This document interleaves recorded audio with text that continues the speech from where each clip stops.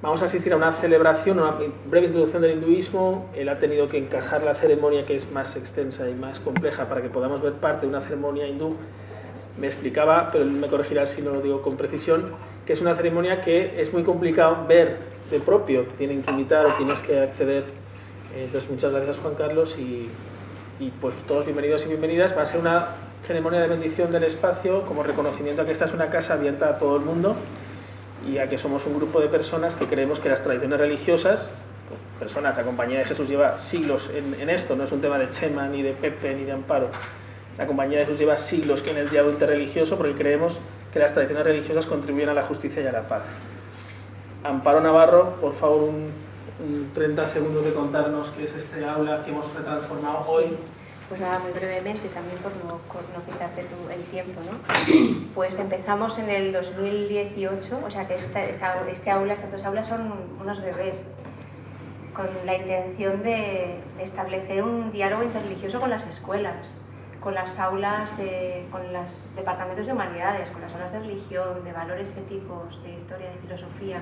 Y hasta ahora hoy contábamos, el año pasado, solo en el 2018, pasaron 1.200 estudiantes, siendo un bebé, ¿no?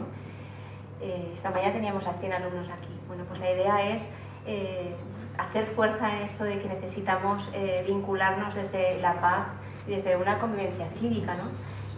Y la importancia de que lo interreligioso, lo religioso, tiene una incidencia en lo político y en lo social que es muy importante y muy interesante, ¿no? Y ojalá nuestra sociedad pudiera también entenderlo, ¿no? Es un desafío para todos nosotros. Así que muchísimas gracias por venir, muchísimas gracias, Krishna, por estar aquí. Gracias a todos.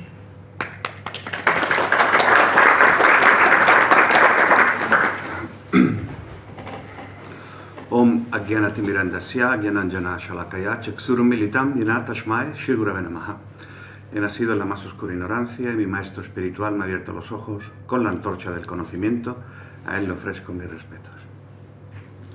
Asatoma Satgamaya, Tamasoma Jyotirgamaya, Mrityuma Amritangamaya.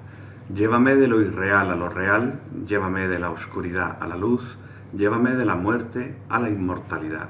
Om Shanti, Shanti, Shanti. Paz, paz.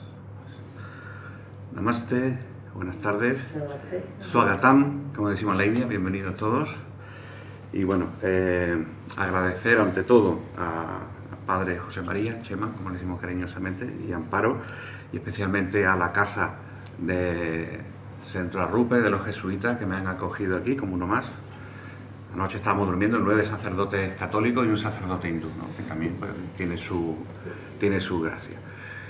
Bueno, agradeceros la invitación para estar aquí y participar en esta bendición de este aula interreligiosa que yo tuve ya la oportunidad de visitar en septiembre del año pasado, que también vino la consejera del Ayuntamiento de Cultura y Diversidad Religiosa. Y aprovechando que bueno, estaba relativamente cerca en Madrid, pues acordamos fecha para poder venir aquí y hacer la bendición hindú de este centro, yo creo que pionero y importante y necesario. Ojalá en todas las ciudades de España pudiera haber un centro que fomente la diversidad y el entendimiento entre las diferentes formas de espiritualidad. Voy a hablar un poquito de mí, que a veces es un poco más difícil, pero para que me conozcáis mejor.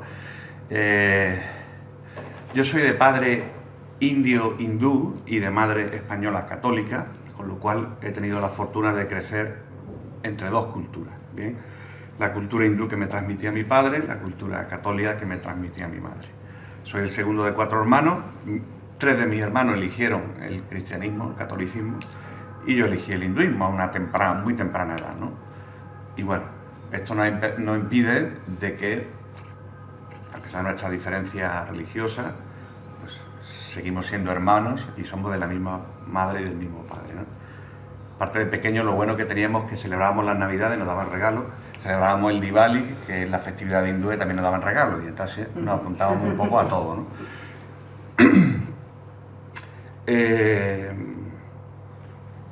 A lo largo de unos 13 o 14 años me intereso ya, digamos, más por el hinduismo. comienzo a estudiar, recibo iniciación en la tradición Vaishnava. El hinduismo se divide en 4 grandes grupos, escuelas, llamados Sampradaya.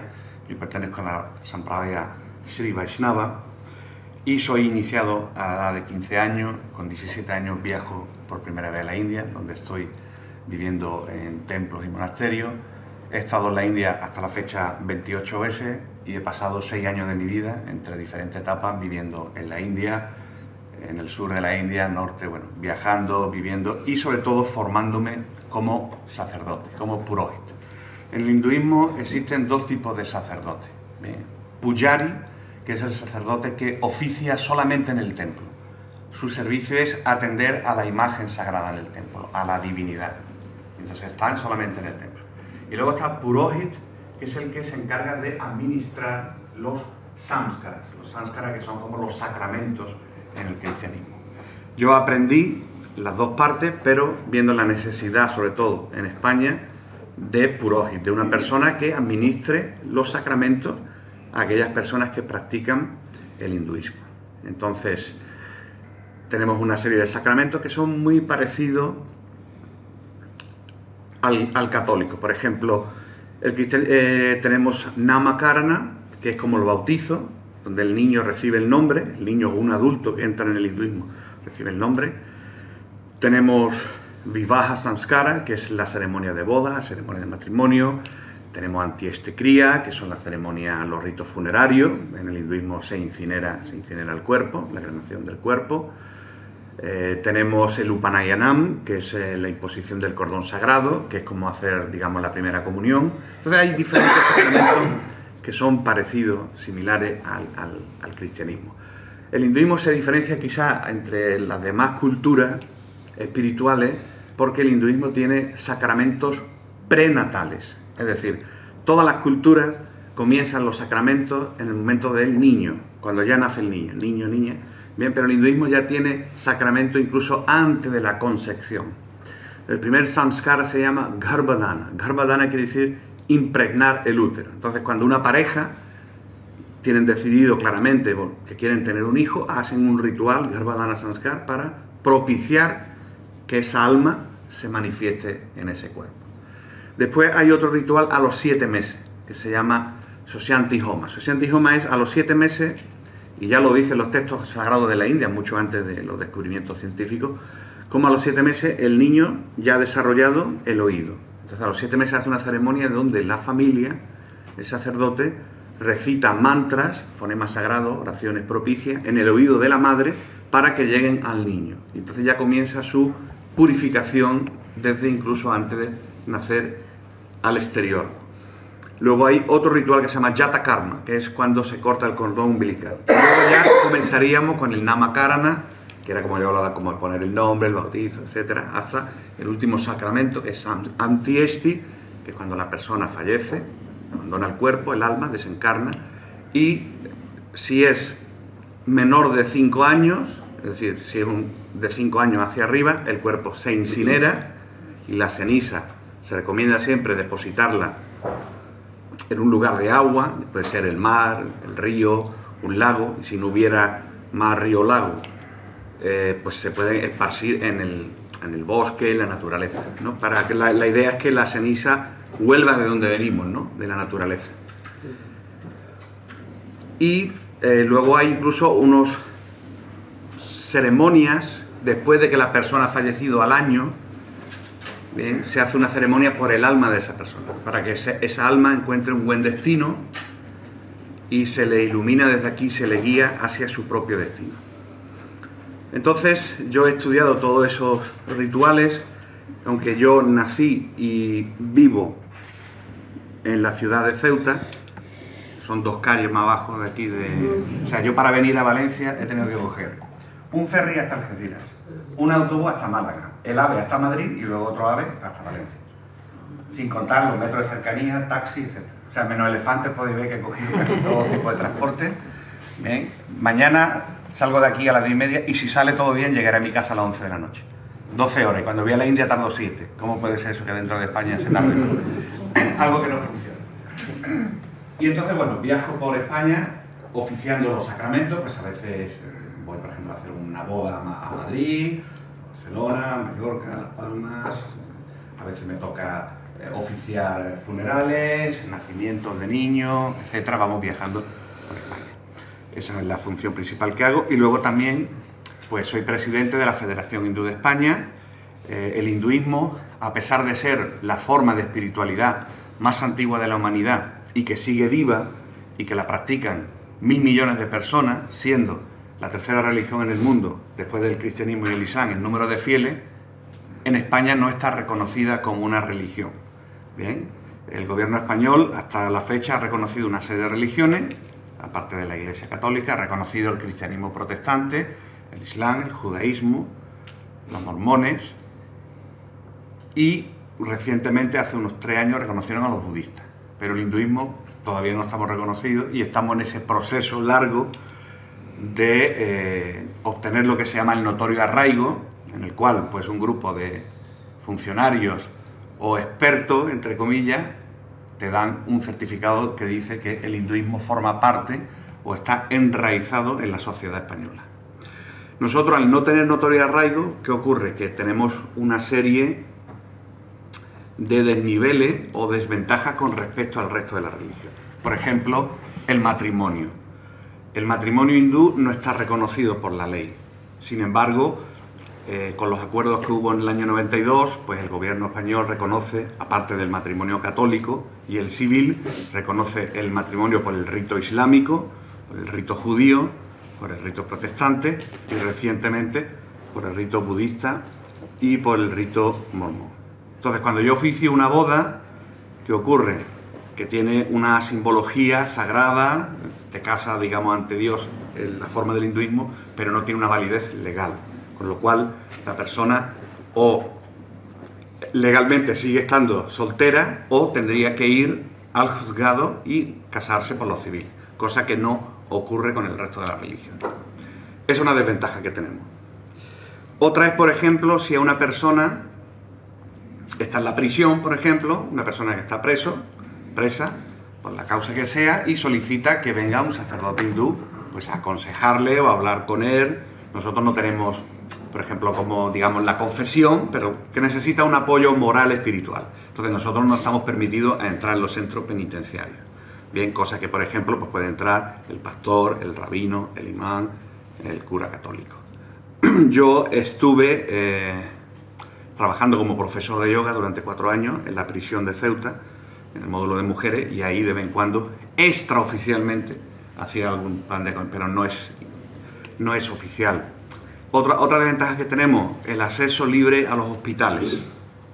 Por ejemplo, si una persona que está muy enferma o que ya está en fase terminal y su familia quiere que venga un sacerdote hindú para oficiar esos sacramentos, no tenemos permitida la entrada a los hospitales. Otra cosa es que yo he entrado en hospitales porque se ha tenido que hablar con el director, nos han hecho un favor, el vigilante se ha puesto a mirar para el otro lado y dice, pasa que no te he visto, pero oficialmente no podemos entrar. ¿Bien? Eso es por no tener el notorio arraigo. Luego, si os fijáis, otra de las desventajas de 1.000 millones de personas que no existimos en España es, vais a un aeropuerto y veis prayer room, ¿no? Sala de oración. Veréis que está la cruz de todas las diferentes confesiones del cristianismo, está la estrella de David del judaísmo, la media luna del islam, pero el símbolo del Om, que es el símbolo del hinduismo, no existe, no aparece por ningún lado. Entonces tenemos muchas desventajas a todos los niveles y estamos luchando, es una de las misiones que yo tengo como presidente de la Federación Hindú, de obtener ese reconocimiento por parte del gobierno. Hace unos 15 días estuvimos reunidos con la ministra de Justicia. En España la religión se tutela desde el Ministerio de Justicia. Estuvimos reunidos con su equipo, la directora general de Relaciones con las Confesiones, la subdirectora general. Bueno, la verdad que ahora mismo el gobierno que está, por lo menos tiene un interés o un mejor talante, digamos, de poder reconocernos, ¿no? El gobierno anterior, que nosotros no pertenecemos a ningún partido político ni nada, lo que queremos es que se nos reconozca, nos da igual el partido que sea, pues como que prácticamente nos ignoraban, ¿no? O sea, bueno, como que no nos hacían caso. ¿Qué más os puedo contar así un poco brevemente? Porque quiero hablar un poco del hinduismo, la situación del hinduismo en España. Entonces, bueno, estamos trabajando primero por unir a las diferentes corrientes del hinduismo. Cuando hablamos de hinduismo, el hinduismo es un término que desde el extranjero, desde el exterior de la madre India, se le da al hinduismo. ¿Bien?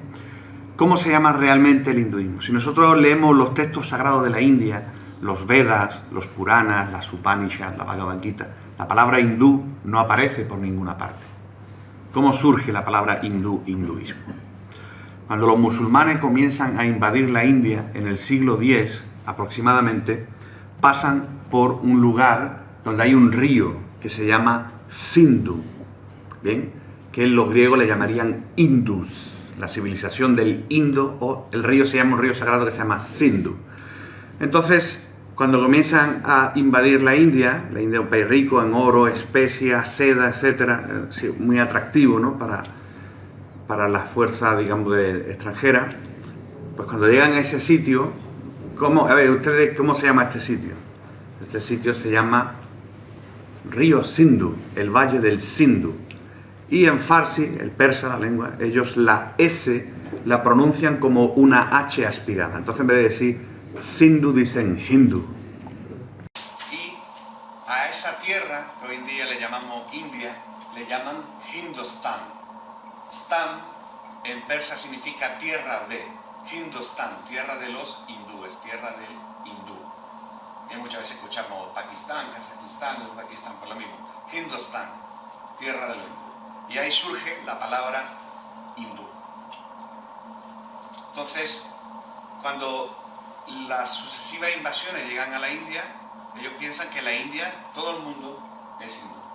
No se dan cuenta hasta que los portugueses, cuando llegan en el siglo XVI, dicen, bueno, en la India hay hindúes, pero también hay musulmanes. Y también hay judíos, porque se estableció una comunidad judía en Kerala, en el sur de la India. Entonces, aquí tenemos un concepto erróneo en España, que sí que hago bastante pedagogía y lo comento y lo explico y hacemos mucha información. La gente confunde indio con hindú. Indio, habitante de la India. Y un indio puede ser hindú, cristiano, musulmán, sikh, budista, ateo.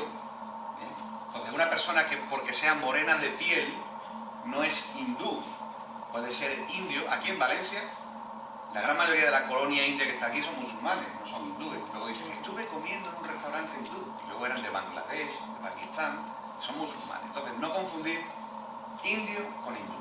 Hindú, persona que practica el hinduismo, que puede ser de la India, puede ser Nepal, puede ser español como yo, puede ser americano, inglés, bien. Cristiano no quiere decir rubio con ojos azules, ¿verdad? Puede ser moreno, puede ser amarillo. Entonces, una cosa es hindú, cuando la gente dice, es que fui a comer un hindú. ¿Y qué te pusieron de comer? Pollo a no sé qué. Entonces no es hindú, porque en el hinduismo predicamos el vegetarianismo. Es como si dice, fui a un restaurante islámico, ¿qué comiste? Cerdo, ¿cómo te van a servir cerdo en un restaurante islámico? Entonces una cosa es indio, que en inglés lo diferencia muy bien, Indian restaurant, y aquí le dicen restaurante hindú, pero luego ni los dueños son hindúes, ni sirven comida de acuerdo a los preceptos del hinduismo. La gente dice ropa hindú, música hindú.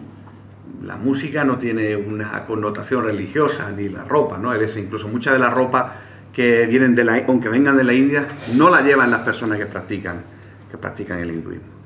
Entonces, hindú, persona que practica el hinduismo, que no necesariamente, étnicamente, tiene que estar conectado con la India, o con Nepal, o con Bangladesh, con Sri Lanka. Y indio, habitante de la India. Bien, incluso hay, por ejemplo, cuando hablamos de 1.000 millones de personas que practican el hinduismo, la gran mayoría están en la India, pero hay también 10 millones de hindúes en Bangladesh. Nepal, que a veces cuando se habla de Nepal se le cree que es un país budista, Nepal hasta hace muy poco era un reino hindú. Lo que pasa es que Nepal acogió a los budistas expulsados del Tíbet, pero es un país hindú. Sri Lanka tiene la mitad de la población budista y la mitad de la población es hindú.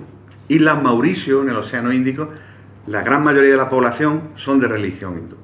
Y en España tenemos calculado aproximadamente unas 50.000 personas que practican el hinduismo. 35.000 personas que son de origen indio, 15.000 personas de origen caucásico, occidental, europeo, como lo quieras llamar, que practican el hinduismo.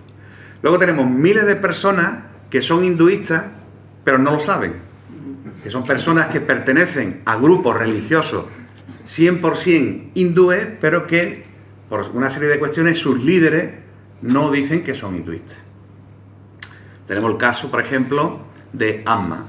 Bien, Amma, la maestra que da los abrazos, que vino a Valencia hace un par de años, pues bueno, ella practica el hinduismo, enseñan de los Vedas, hacen mantras, hacen ceremonias, reciben nombre hindú, y cuando le preguntas a la asociación aquí en España dicen, no, somos una organización humanitaria, no somos hindúes. Los centros Shivananda Vedanta tienen swami, reciben mantras, estudian la Bhagavad Gita. Cuando le dice, pero vosotros sois hindúes, uniros a la federación hindú, dice, no, nosotros no somos hindúes. Entonces hay muchos grupos, los seguidores de Sai Baba, también, que hay un grupo aquí en Valencia importante, cuando le preguntas, pero vosotros sois hindúes, uniros a la federación hindú, contra más seamos, más pronto obtendremos reconocimiento del gobierno. Y dice, nosotros somos una religión universal. Entonces, claro, hay ese problema de definición. Entonces hay miles de personas que sin saberlo hacen meditación, recitan mantras, siguen todas las prácticas que tiene un hindú, pero no sabe que son hindúes. O no quieren reconocer que son hindúes. Entonces, 50.000 tenemos como cifras oficiales y luego habrá miles de más que no lo saben, ¿no? El hinduismo, ¿cómo llega a España el hinduismo? El hinduismo llega a España como un fenómeno también de la inmigración, lo cual es muy interesante en este centro que estamos, de la Compañía de Jesús, que se dedica a trabajar con la inmigración. España, en la historia, a lo largo de la historia, tuvo, como en ciertos otros aspectos, un retraso en la conexión filosófica y espiritual con la India.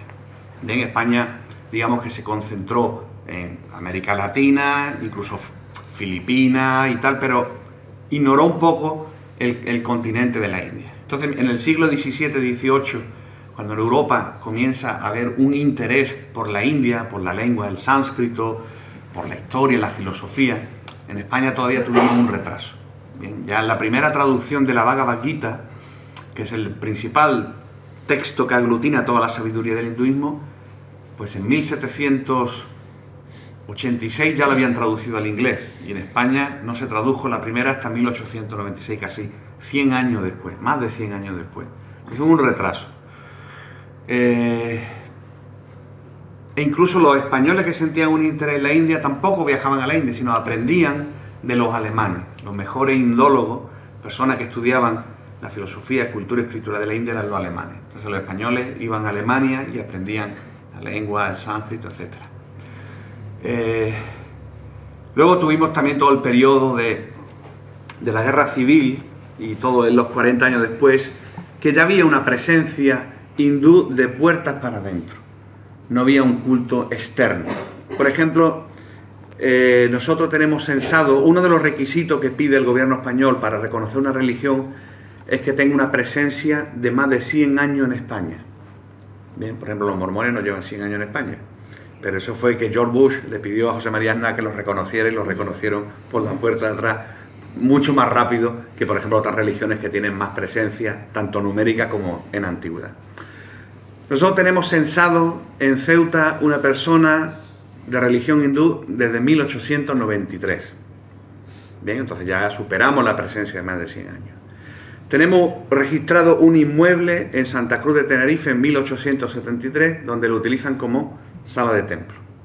Pero eran personas que habían venido de la India, se establecen en España para hacer sus negocios, y su espiritualidad, su religión lo llevan de puertas para adentro. O sea, no hay templos, no hay lugares de culto, no se exterioriza. Y al principio esa comunidad que viene de la India, ¿por qué viene a España? Porque normalmente la gente de la India, incluso hasta el día de hoy, buscan países de lengua inglesa. De venir a España era hablar otro idioma que no han estudiado y desconocen por completo. Porque hoy en día, pues la gente ya, el español es un idioma que está muy extendido. De hecho, el Instituto Cervantes, el centro que tiene más alumnos del mundo entero, es el de Nueva Delhi. Bien, entonces hay un interés por aprender español. Pero hace 100 años atrás nadie no sabía. La India, como sabéis, pues durante 200 años hasta 1947 fue colonia británica, colonia del Imperio Británico. Entonces, los indios súbditos británicos podían viajar libremente dentro de las colonias, es decir, podían ir de la India a Hong Kong, de la India a Sri Lanka, y, como sabéis, en España tenemos la colonia de Gibraltar, que a día de hoy todavía es británica, entonces podían venir a Gibraltar en barco. Mi padre, cuando vino de la India en 1958 en barco, desde Bombay hasta Gibraltar tardó 22 días en venir, en barco, ¿no? Me parece que cuando iba por la calle todavía se movía del barco. Entonces se establece en Gibraltar, finales del siglo XIX, y ven que justo enfrente de Gibraltar hay dos ciudades españolas, Ceuta y Melilla, y luego está el protectorado importante de Marruecos, que tenía su capital en Tetuán. Entonces, los primeros que vinieron, y la inmensa mayoría de los que hoy todavía están aquí en España, eran vaishyas. Vaishya quiere decir pertenecían al grupo social, o lo que se considera, que a mí no me gusta utilizar la palabra, la casta, de los comerciantes. Entonces vienen a hacer negocio. Entonces dice, bueno, estamos aquí en Gibraltar, es un territorio limitado, dependemos de aquí del ejército británico, de lo que nos compre, pero hay ahí enfrente unas ciudades donde hay una población, que hay muchos militares y dinero, y entonces van y se establecen en Ceuta. ¿Cómo hacen? Van como transeúntes, por ejemplo, van en el barco por la mañana, están 2 o 3 días, venden sus productos de la época, lo que fuera, y luego se regresan a Gibraltar. Entonces tenemos ya censado una persona, como comentaba antes, de 1893, que todavía sus descendientes viven en Gibraltar, no en Ceuta. Y luego en los años 20 comienzan a venir más, pero solamente venían los hombres. Para salir de la India venían con un contrato de la empresa donde se comprometían a estar 3 años en España sin regresar a la India y no podían traer la familia, o sea, venían solos. A los 3 años volvían a la India, estaban 2 o 3 meses, acordaros que tardaban 22 días en llegar, 22 días en volver, estaban 3 o 4 meses y luego podían decidir de me vuelvo a España o me quedo ya en la India. La gran mayoría volvían a España para seguir trabajando, ahorrando, ganando dinero. ¿Qué ocurre? Ocurren 3 hechos fundamentales. Por ejemplo, mi tío abuelo, que fue la persona que trajo a mi padre de la India, vino a España, bueno, estaba en Gibraltar y se fue a Ceuta en 1932. Bien, montan allí sus negocios, les van muy bien, y en 1936 comienza la guerra civil. Y los ingleses mandan un barco de guerra, un destructor a Ceuta, para repatriar a sus súbditos británicos. Bien, que en aquella época habría a lo mejor 50 o 60 personas. Cuando vino el barco, mira que venimos, que empezar aquí una guerra y vosotros pues tenéis que estar en Londres o donde sea, pero no aquí.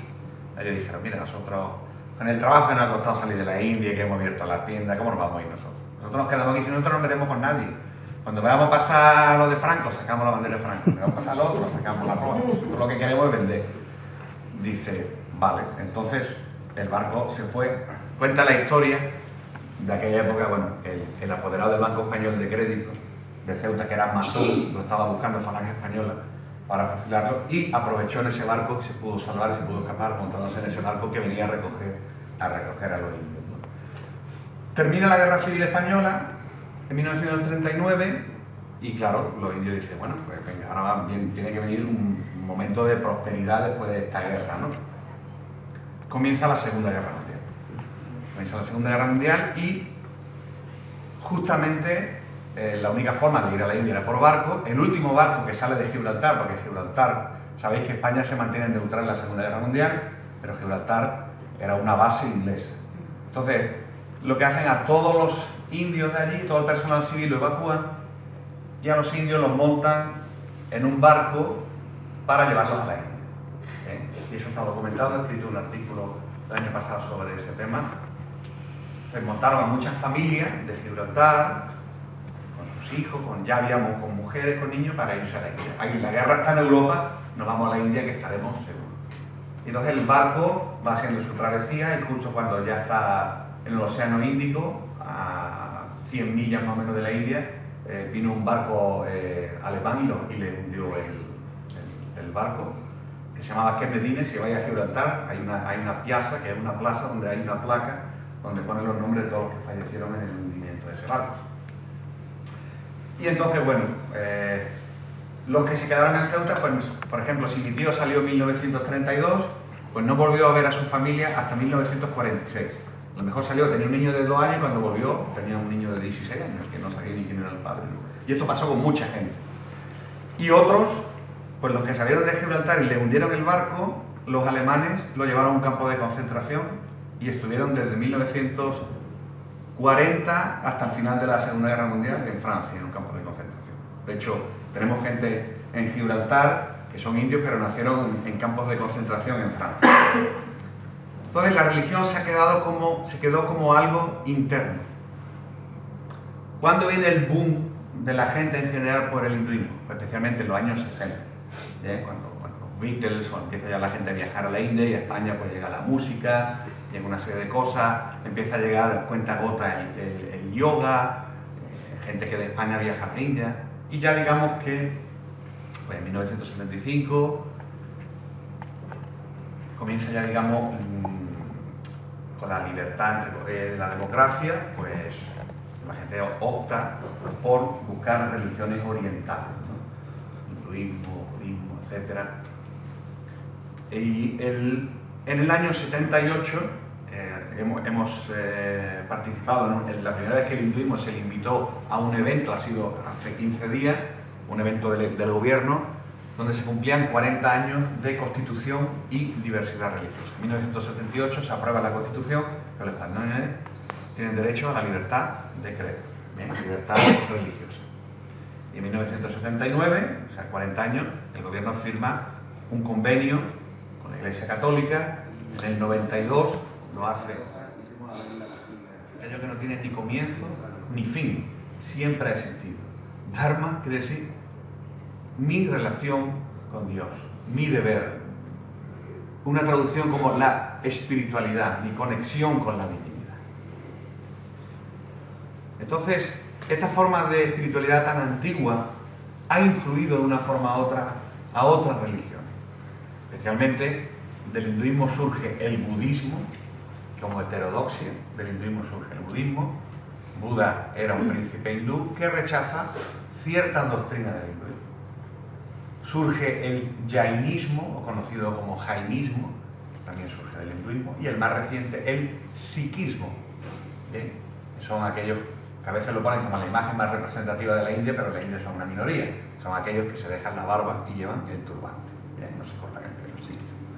Entonces, estas 4 religiones se llaman religiones dármicas porque nacen en la India y comparten una serie de creencias. Por ejemplo, la creencia en el samsara. Samsara es los repetidos nacimiento y muerte, es decir, la reencarnación. El alma es eterna, el alma ni nace ni muere. El alma es una parte cualitativamente igual a Dios, cuantitativamente infinitamente más pequeña que Dios. Entonces el reconocimiento de esa chispa espiritual, el alma, que en sánscrito se llama Atma o Jiva, que todos tenemos dentro de nosotros. Y reconoce que el cuerpo físico es simplemente una cobertura.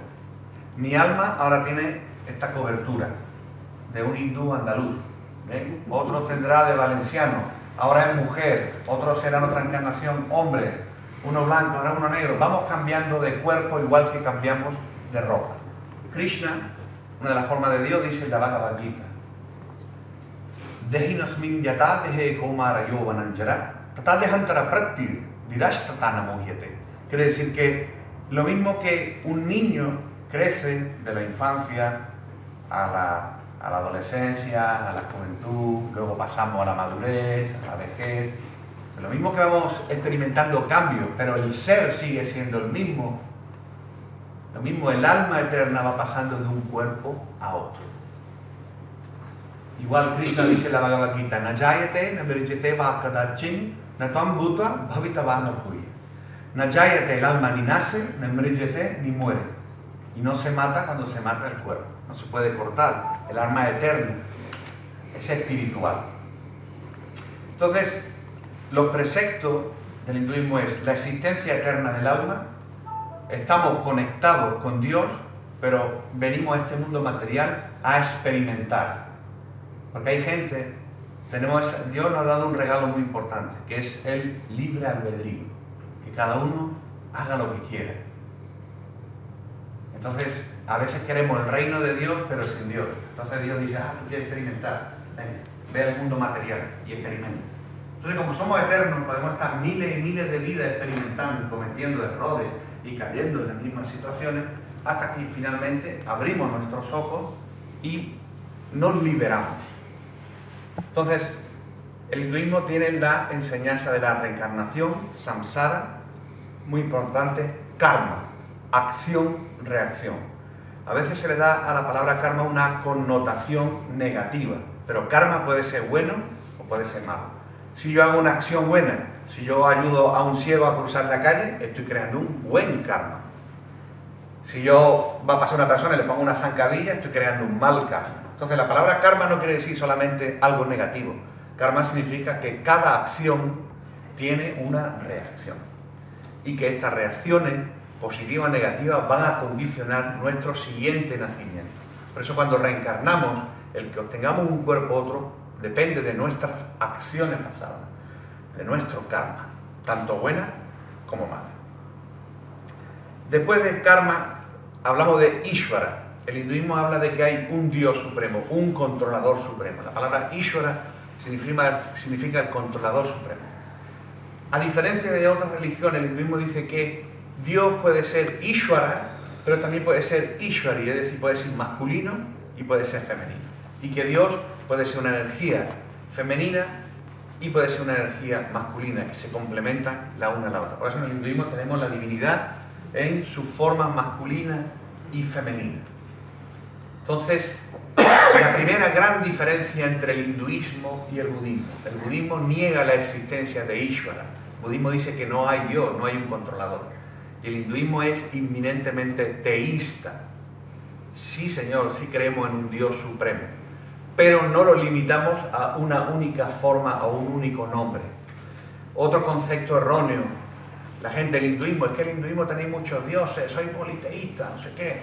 No, creemos en un solo Dios, Ishvara, que se puede manifestar de innumerables formas o no manifestarse.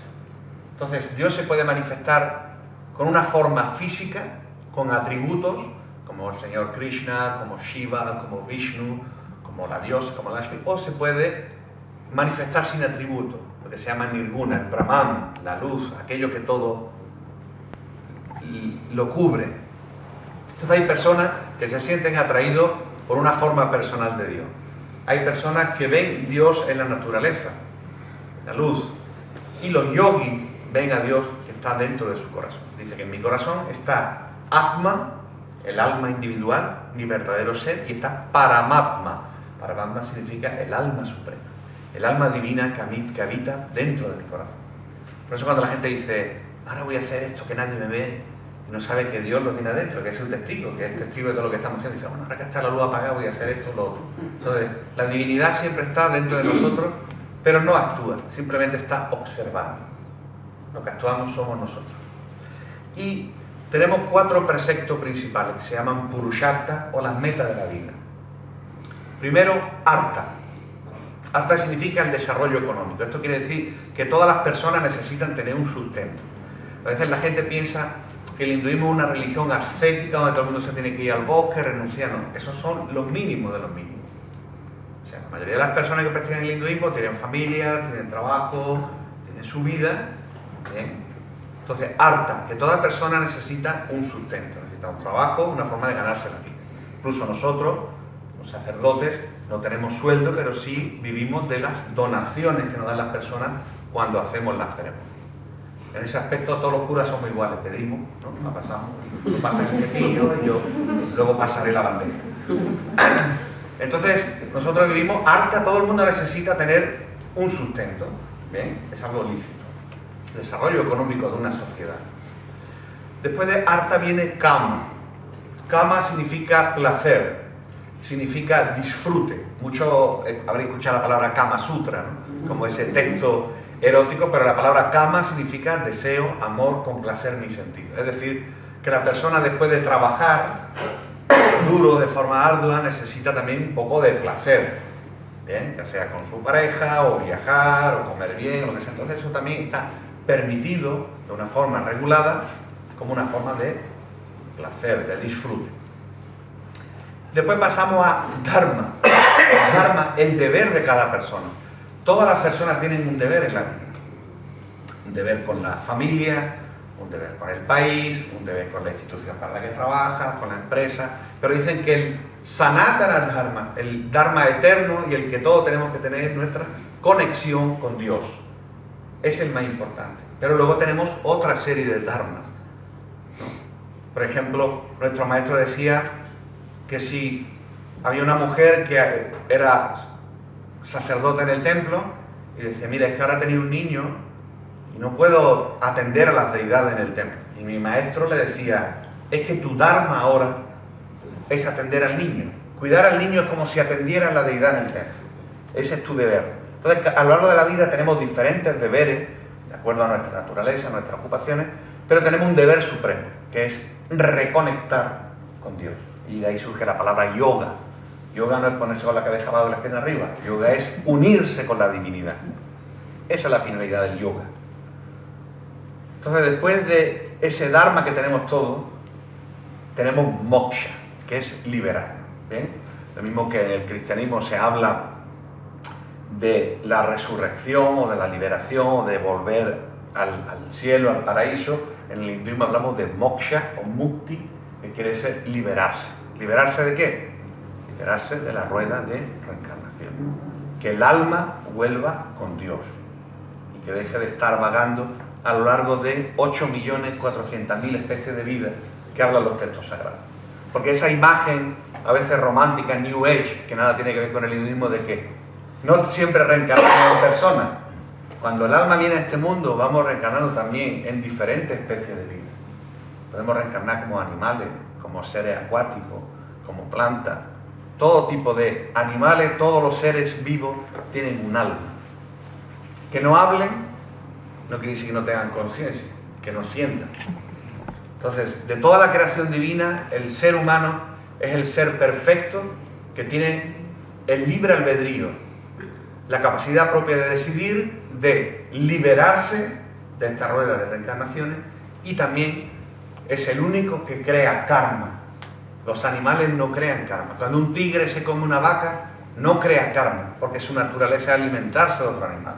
Pero si un ser humano mata a otro animal, y no es en defensa propia, ni hay una necesidad extrema de alimentarse, sí está creando un karma. Entonces el ser humano tiene esa dualidad. O elige salvarse y no reencarnar más, o puede seguir creando karma y seguir reencarnando una y otra, y miles y miles y miles y miles de vidas. ¿Bien? Porque como el alma es eterna, aunque estemos 100.000 años aquí, eso es como cerrar y abrir los ojos para la eternidad. Entonces son los 4 elementos. En el hinduismo, y ya voy a terminar la exposición, también tenemos diferentes tipos de lo que llamamos ashrams. Ashram quiere decir órdenes espirituales. No todas las personas que están en el hinduismo, como yo comentaba, eligen el renunciar al mundo. No, nosotros tenemos brahmacharis, que quiere decir estudiantes célibes, que viven en un monasterio con el maestro espiritual y hacen un voto voluntario de celibato. Bien. Luego están los grihasta, como en mi caso, que son aquellos que estamos casados, tenemos pareja, tenemos hijos. En el hinduismo se recomienda que los sacerdotes estén casados y tengan hijos y experimenten lo que es la vida en familia para luego poder aconsejar o dar esos sacramentos. Luego están vanaprastha. Vanaprastha son aquellos que ya tienen sus hijos mayores y deciden hacer un retiro. Diciendo, bueno, ya somos mayores, nuestros hijos están casados, tal, vamos a dedicarnos a la vida espiritual, vamos a viajar a los lugares sagrados, y esos son los vanaprastha. Y finalmente están los sannyasis o swamis, que son aquellos que hacen ya un voto de celibato por vida y hacen una renuncia al mundo en la forma de no tener posesiones, de no manejar dinero, etc. ¿Bien? Que son aquellos que van vestidos de naranja. Esos son los swamis. ¿Bien? Muchas veces me preguntan, ¿pero usted es un swami? Digo, no, yo soy swami ni creo que lo sea. Entonces, el swami, digamos que es el estatuto, digamos, más superior dentro del hinduismo. No sé si podríamos compararlo si fuera un obispo o un cardenal, digamos, dentro del hinduismo. Y luego también hay una serie de órdenes sociales, que es lo mal llamado aquí en Occidente las castas, ¿no? La gente muchas veces cuando no comprende el sistema de las castas, no. Krishna dice en la Bhagavad Gita, Chaturvarnyam Maya Sristan Guna Karma Janana.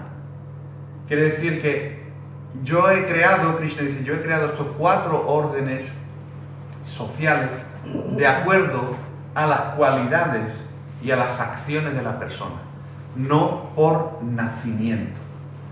Entonces, mi padre, como yo contaba la historia, era comerciante y su padre también era comerciante. Sin embargo, yo elegí ser sacerdote.